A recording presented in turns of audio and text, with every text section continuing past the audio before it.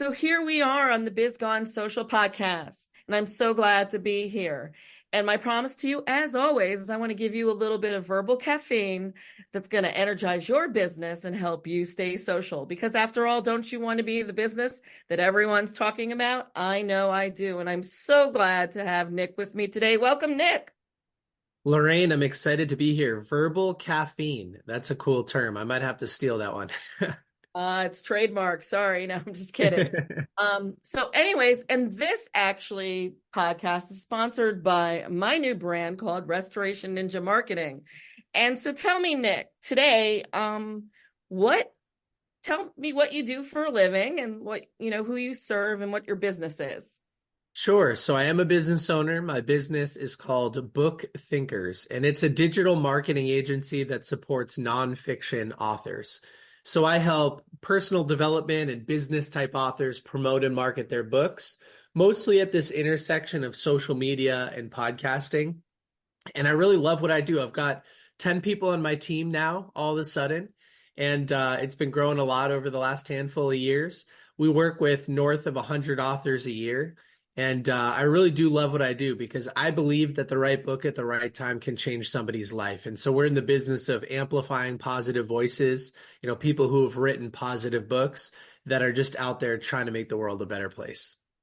Wow, yeah, that's pretty cool. I actually had the opportunity to do a couple book launches myself, one for myself, and then I've done a couple others. One I brought to #1 on Amazon. So I'm pretty much proud of that. But so I know what all is involved. So tell me how you got into this whole, like, why books? Like, why not niche down to, I don't know, plumbers or electricians or professionals like attorneys? Why authors? Well, it all happened by accident, Lorraine, and books ended up changing my life. So what might surprise you, given my background with all the books, is that I was not much of a reader growing up. I was more of the athlete stereotype, not really much of the academic. I mean, you couldn't pay me to do my homework or pay attention in class growing up. And that behavior followed me into college as well, at most of my college experience. But I took an internship going into my senior year of college at a local software company. And my boss at the time saw that I was driving about an hour each way, 5 days a week, so 10 hours in the car. And he said to me something like, Nick, listening to the same playlist for the 300th time is not going to change your life, but the right podcast might. So I started listening to these business shows where successful people are being interviewed and talking about what they did to become successful. And so many of them gave at least some credit for their success to the books that they were reading. And so I heard the same titles like day after day after day, it felt like.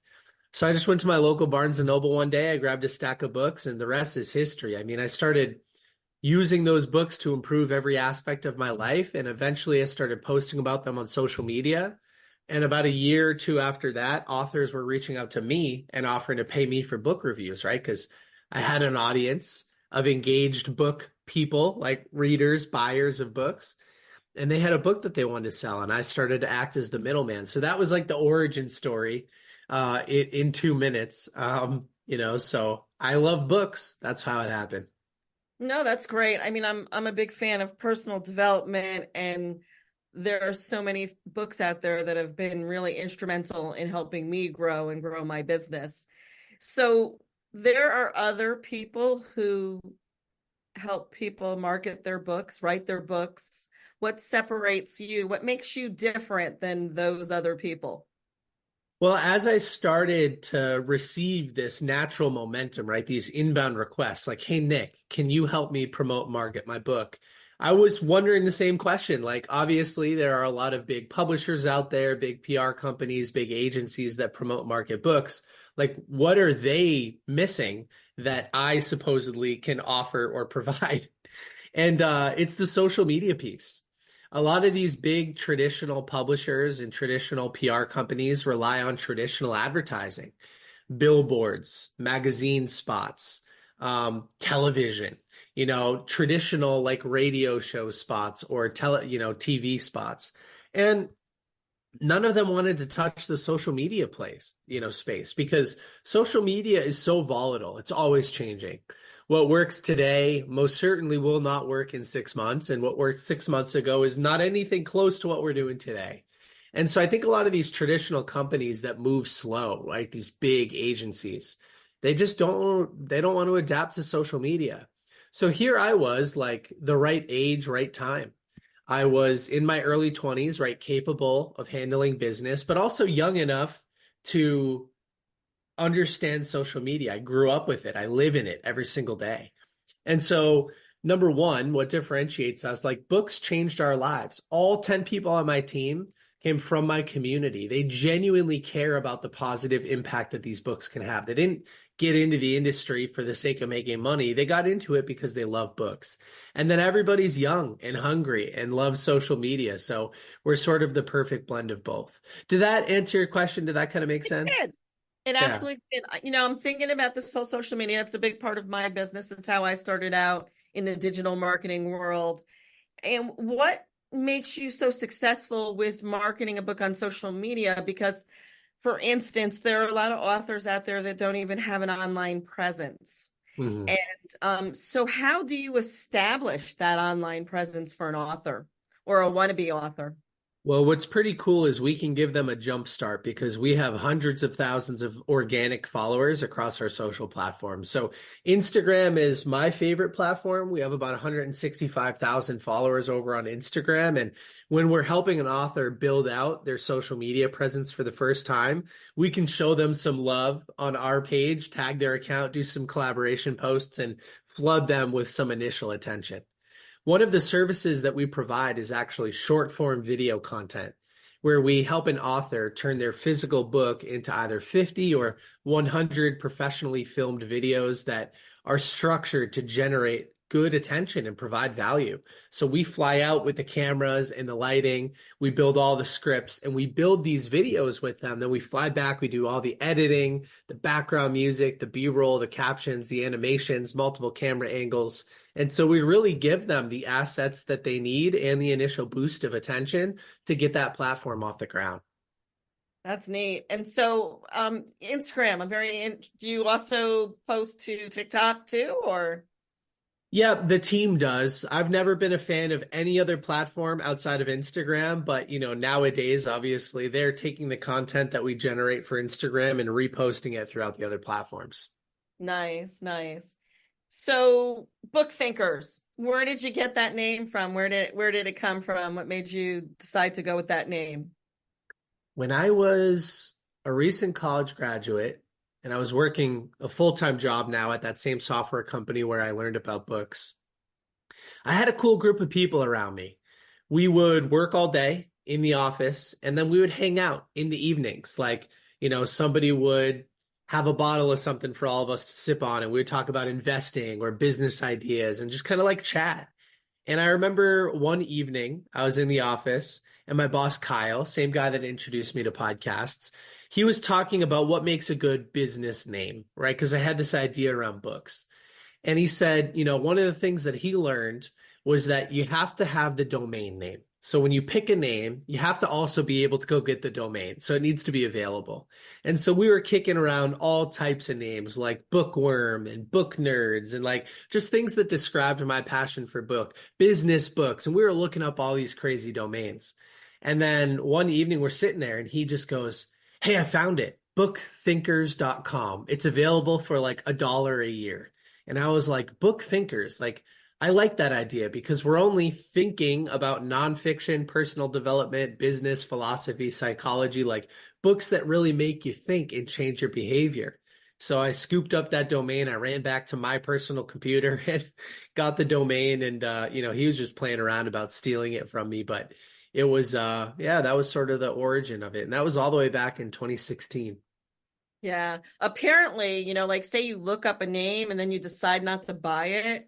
Eventually, there's somebody out there that I guess swipes all those names up and then tries to sell it to you for a lot of money. So Yeah, I it's believe it. That domain world is crazy. I have a partner in a different business venture that just sold some domains last year for 6 figures.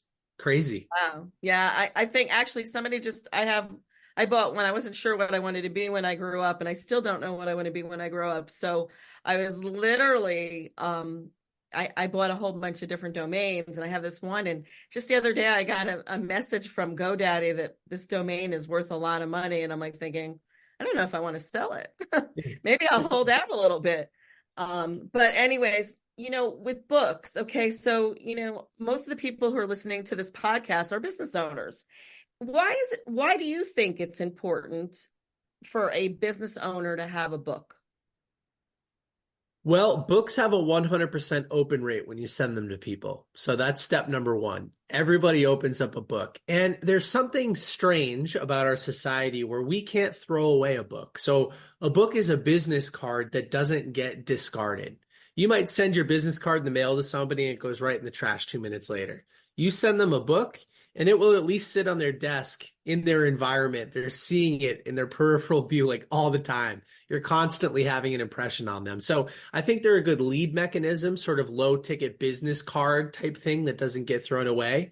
But I also think a book implies credibility.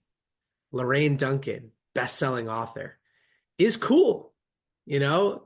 And I think that positioning yourself as a best-selling author means that you have something valuable to offer. You're worth collaborating with. There's even though the barrier to entry is pretty low, there's still a certain status that an author has. Sometimes I use the example like, would you rather buy your home from just the average realtor or a realtor who has written a book with 10 home buying secrets? It's like you go with that person because they seem like they have more credibility because they've written a book and gifted you a copy of it during your evaluation process. Yeah, a colleague of mine, just you mentioned real estate. A colleague of mine is actually a writer. He's a ghostwriter and he also has his own podcast.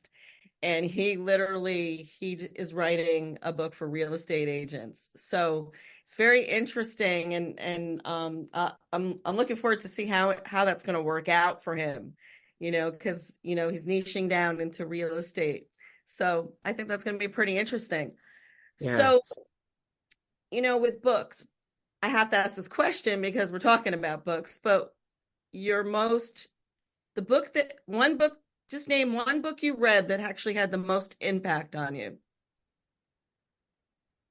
So tough because I've read hundreds and hundreds of them. And impact comes in so many different ways. But because we're talking business today, the book that had the most immediate return on investment financially for me, or the biggest return on investment, was $100 Million Offers by Alex Hormozy.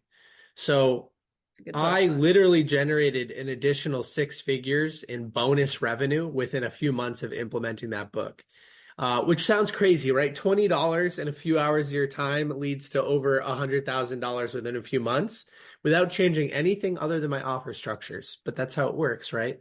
These books, they condense decades of somebody else's greatest life lessons into days of reading. Greatest life hack ever. So I love that book. Yeah, I always say, why reinvent the wheel when somebody else has done it and has been successful at it? You don't have to go through all the work that they did. So, Yeah. one piece of advice that you would give an entrepreneur today that is struggling, or maybe needs encouragement, and it doesn't matter if they're like startups, they've been in the business for a while, what would be one piece of advice that you would give them? I'd say that the road to success and the road to failure are the same road. It's just that successful people go at it a little bit longer, right? They navigate a few more obstacles. They jump over a few more potholes. It's that idea of you're 3 feet from gold, like just keep going a little bit more and you'll get there. And that doesn't mean to say pursue a bad idea. Obviously, collect feedback and iterate and change and listen to your customers, serve them, over deliver, but don't give up, persist. Slow and steady wins the race. No matter how many times you read Aesop's fable, the tortoise and the hare, the tortoise always wins. And that's what I've learned. I've interviewed so many of these mega successful business people like Grant Cardone and Hormozy and Patrick Bet-David. And a lot of these people, none of them were an overnight success. Like there's this long, long, long unseen path where they're always fighting obstacles, but they all get there eventually. And I think that's what's so great about business is you just need to persist a little bit longer. Absolutely. Well, I want to just really thank you for being on my podcast. And if somebody wants to get a hold of you, or if you want to just share what's going on, and if people are interested, how would they get in touch with you? Yeah, just go to Instagram and check out Book Thinkers. That's our largest community. We're providing new book recommendations every single day. And over there are links in our bio to our website and a bunch of other resources. So that's where I'd recommend that people go. Perfect. Well, again, thank you so much. And everyone out there, this is the Biz Gone Social podcast. And thank you for listening. And I'll see you next week. Bye now.